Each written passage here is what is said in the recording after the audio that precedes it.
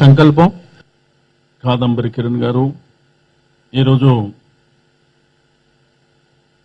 All India film employees confederation national executive committee meeting జరుగుతున్నటువంటి శుభ సందర్భంలో వేదిక మీద ఉన్నటువంటి పెద్దలు, గౌరవ కేంద్ర మంత్రివర్యులు శ్రీ బండారు దత్తాత్రేయ గారికి, తెలుగు చలనచిత్ర రంగానికి పెద్ద దిక్కైనటువంటి పెద్దలు దాసరి నారాయణరావు గారు, ఎన్టీ రామారావు గారు, నాగేశ్వరరావు గారు, కృష్ణ గారి తర్వాత తెలుగు చలనచిత్ర రంగాన్ని తనదైన శైలిలో మరి ప్రజలకు కానివ్వండి, యువకులకు కానివ్వండి ఎంతో ప్రత్యేకతని సంతరించుకున్నటువంటి పెద్దలు చిరంజీవి గారికి, మూవీ ఆర్టిస్ట్ అధ్యక్షులు పెద్దలు రాజేందర్ ప్రసాద్ గారు, శివాజీ రాజా గారు, కళ్యాణ్ గారికి, సంపూర్ణేష్ బాబు గారు, కొడాలి వెంకటేశ్వరరావు గారు, అదేవిధంగా ప్రముఖ డైరెక్టర్ శంకర్ గారికి, రామకృష్ణ గారికి, ఈ కార్యక్రమాన్ని ఇంత పెద్ద ఎత్తున నిర్వహిస్తున్నటువంటి ప్రధాన భూమిక పోషిస్తున్నటువంటి మిత్రులు కొమరం వెంకటేష్ గారు, వివిధ రాష్ట్రాల నుంచి వచ్చినటువంటి ఫెడరేషన్ సభ్యులకు, సోదరిమణులకు అందరికీ పేరు పేరున అభినందనలు తెలియజేస్తూ, మీడియా మిత్రులకు కూడా అభినందనలు తెలియజేస్తూ, ఎంతో సంతోషదాయకమైనటువంటి సందర్భం. ఈరోజు ముంబై నుండి వెస్టర్న్ ఫెడరేషన్ కానివ్వండి, తమిళ్ ఫెడరేషన్ చెన్నై వాళ్ళు కానివ్వండి, Bengaluru eastern federation, Cochin Kerala federation, మరి ఎగ్జిక్యూటివ్ సభ్యులందరూ ఈ కార్యక్రమంలో భాగస్వామ్యం చేసుకోవడం, ఎక్స్చేంజ్ కూడా మరి భాషలు వేరైనప్పటికీ ఫెడరేషన్ ద్వారా కార్మికులు జరిగేటువంటి మంచి చెడుల విషయంలో ఒకరికొకరు సహకారం అందించుకోవడానికి మరి ఈ యొక్క మీటింగ్ చాలా వరకు దోహదపడుతుందని చెప్పి నేను ఈ సందర్భంగా తెలియజేస్తూ,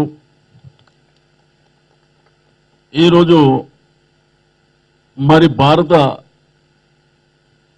ఫిలిం ఇండస్ట్రీకి సంబంధించి తెలుగు చలనచిత్ర రంగానికి ఉన్నటువంటి స్టామినా మనందరికీ తెలిసిందే. మరి ఈరోజు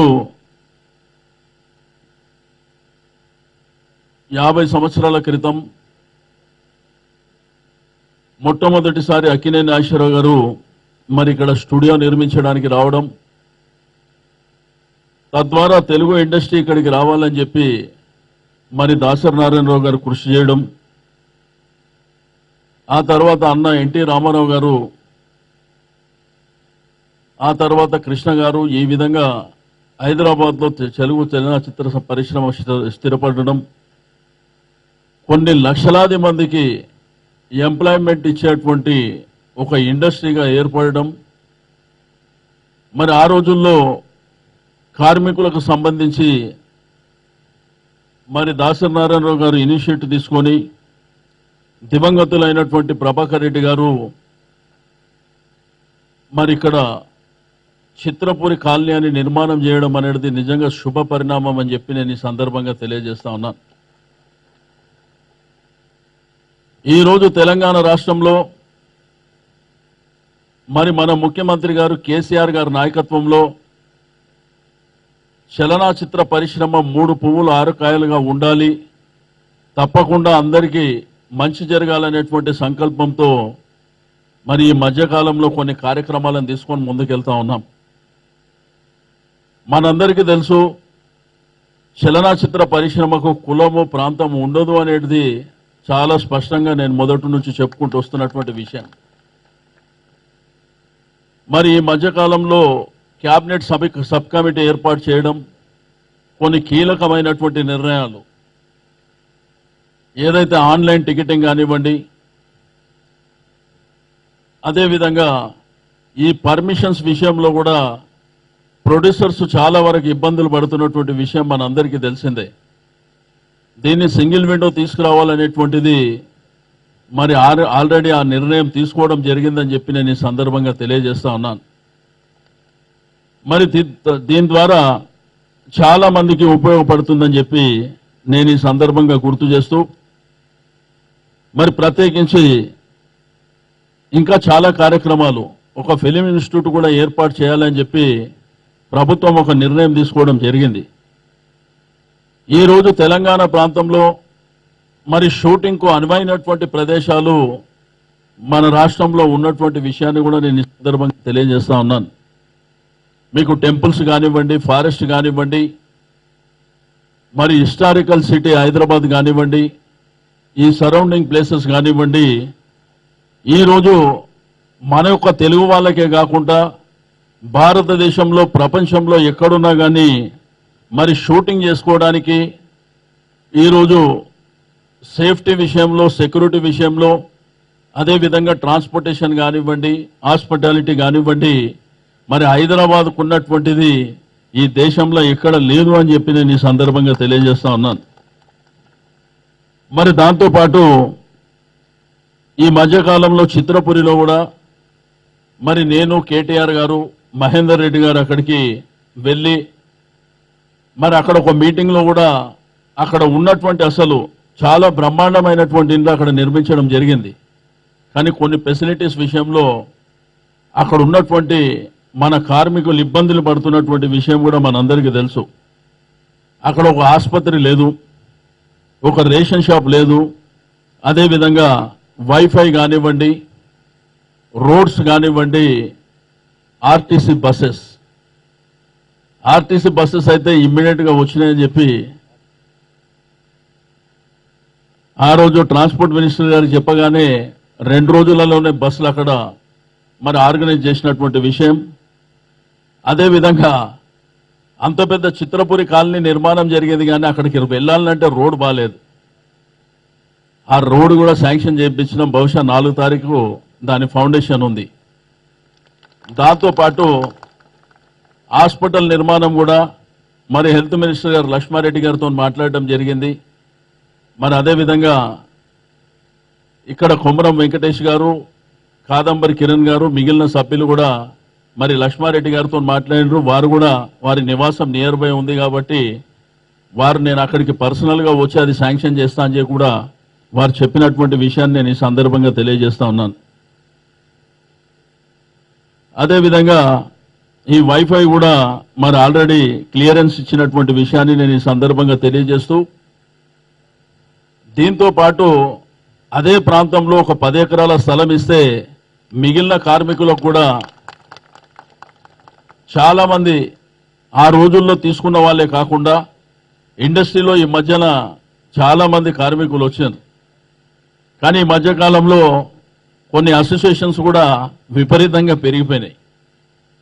మరి దాన్ని దృష్టిలో ఉంచుకొని ఇక్కడ తెలంగాణ కానివ్వండి, ఆంధ్రప్రదేశ్ నుంచి వచ్చిన వాళ్ళు, ఇక్కడ నివాసం ఉంటున్న వాళ్ళకందరికీ అక్కడ మరి ఇల్లు నిర్మించి ఇవ్వాలనేటువంటిది కూడా ఆ యొక్క కార్యక్రమంలో భాగమని చెప్పి నేను ఈ సందర్భంగా తెలియజేస్తా ఉన్నాను.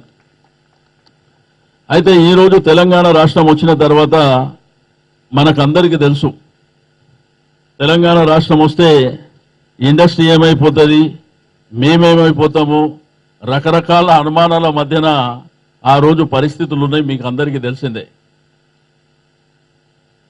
కానీ మనకు అన్ని తెలిసినటువంటి ఒక ముఖ్యమంత్రి గారు ఉండడం, ఈరోజు తెలంగాణ రాష్ట్రం ఏ విధంగా అభివృద్ధిలో అగ్రభాగాన ఉందో అందరి సేఫ్టీ సెక్యూరిటీ కూడా ఈ ప్రభుత్వం చాలా బాధ్యతగా నిర్వహిస్తుందని చెప్పి నేను ఈ సందర్భంగా తెలియజేస్తా ఉన్నాను.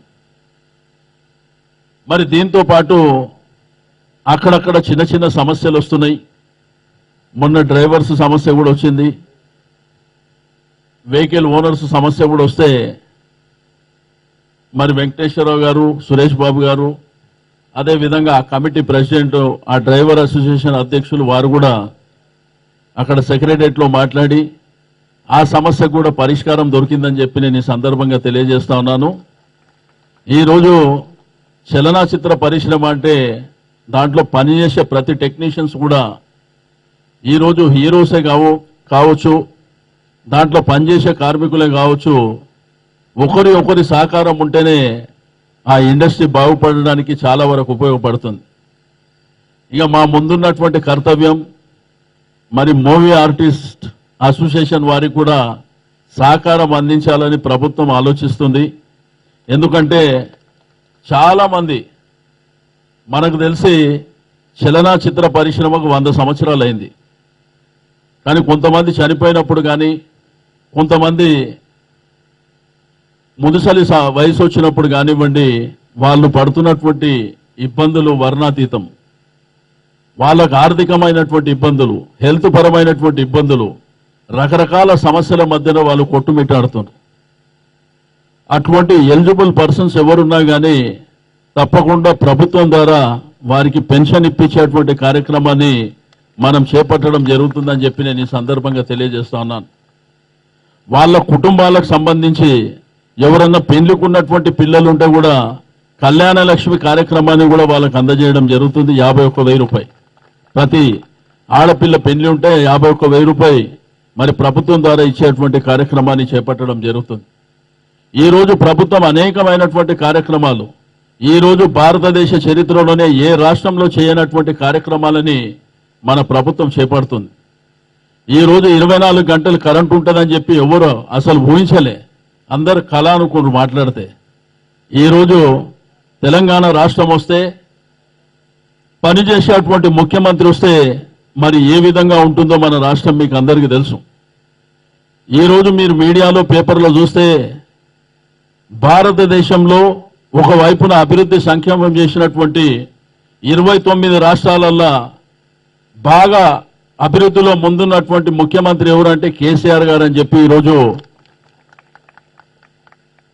మనకు వివిధ ఆర్గనైజేషన్స్ నుంచి వాళ్ళ సర్వేస్ ద్వారా తెలిసినటువంటి విషయాన్ని నేను ఈ సందర్భంగా తెలియజేస్తా ఉన్నాను.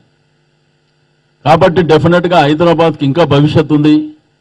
మరి హైదరాబాద్లో నివసిస్తున్నటువంటి సామాన్య ప్రజలతో పాటు మరి ఇండస్ట్రీకి సంబంధించినటువంటి ప్రతి ఒక్కరు ఈరోజు కార్మికులు కర్షకులే కాకుండా మరి ఇండస్ట్రీ పెద్దలు కూడా తప్పకుండా ఈ యొక్క హైదరాబాద్ మహానగరాన్ని మీరు రాబోయే 3-4 సంవత్సరాలలో చూస్తారు. ఈ ట్రాఫిక్ సిస్టమ్ని కూడా అంతా మార్చడానికి ఒక 25,000 కోట్ల రూపాయలు హైదరాబాద్ మీద ఖర్చు పెట్టబోతున్నామని చెప్పి నేను ఈ సందర్భంగా తెలియజేస్తా ఉన్నాను. కాబట్టి ఈ కార్యక్రమాలన్నీ మరి చేపడుతున్నటువంటి శుభతరుణంలో ఇండస్ట్రీకి తప్పకుండా పూర్తి స్థాయి సహకారాలు మా ప్రభుత్వం ద్వారా ఎల్లప్పుడూ ఉంటాయని చెప్పి నేను ఈ సందర్భంగా తెలియజేస్తా ఉన్నాను. ఇండస్ట్రీలో ఏ చిన్న సమస్య వచ్చినా కానీ తప్పకుండా నేను ముందుండి ఆ సమస్య పరిష్కారం కోసం మరి గత సంవత్సరం నుంచి కృషి చేస్తున్నటువంటి విషయం మీకు అందరికీ తెలుసు. భవిష్యత్తులో కూడా ఆ కార్యక్రమాలు నిర్వహించడం జరుగుతుందని చెప్పి నేను ఈ సందర్భంగా తెలియజేస్తూ, అదేవిధంగా all India film employees consultation national executive మీటింగ్లో వివిధ రాష్ట్రాల నుంచి కూడా వచ్చిండ్రు. వారికి కూడా మనస్ఫూర్తిగా అభినందనలు తెలియజేస్తూ ప్రభుత్వం దీంతో పాటు చిత్రపురిలో ఉన్నటువంటి ఇప్పుడు ఏదైతే movie artist association Rajendra Prasad గారికి శివాజీ గారికి చెప్పింది, మీ 4,300 మంది కుటుంబాలంటే దగ్గర 10-12 వేల మంది ఉంటారు. వాళ్ళకు కూడా ప్రభుత్వం ద్వారా ఇవన్నీ సకల సౌకర్యాలతో పాటు పెన్షన్ కానివ్వండి, రేషన్ షాప్ కానివ్వండి, కళ్యాణ లక్ష్మి కానివ్వండి, ఈ ఫెసిలిటీస్ అన్ని వాళ్ళకు కూడా అందుతాయని చెప్పి నేను ఈ సందర్భంగా తెలియజేస్తా ఉన్నాను. తప్పకుండా మీరు ఫాలో అప్ చేసుకోండి. ఎందుకంటే ఆ రోజు మీటింగ్లో కూడా చెప్పినాం, భవిష్యత్తులో కూడా ఆ కార్యక్రమాలన్నీ మరి నిర్వహించడం జరుగుతుందని చెప్పి నేను ఈ సందర్భంగా తెలియజేస్తూ, మరి ప్రత్యేకించి నేను దాసరి గారికి మరొకసారి మనస్ఫూర్తిగా అభినందనలు తెలియజేస్తా ఉన్నాను. మరి వారి యొక్క నీడ ఈ ఇండస్ట్రీ మీద ఉండడం మూలాననే అందరూ ఈరోజు ఏ కష్టం వచ్చినా వారికి చెప్పుకునేటువంటి అవకాశం.